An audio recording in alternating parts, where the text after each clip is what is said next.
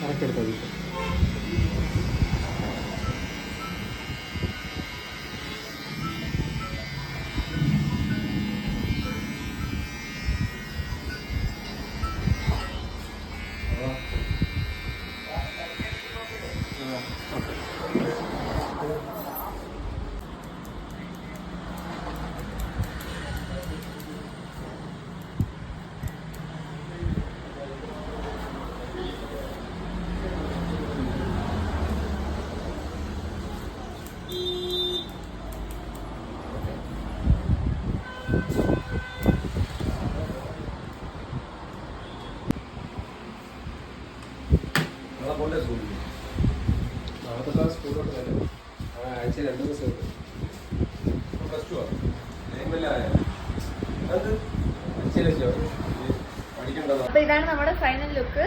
ഞാൻ കുളിച്ച് കഴിയുമ്പോഴത്തേക്ക് എല്ലാം സെറ്റ് ആവും.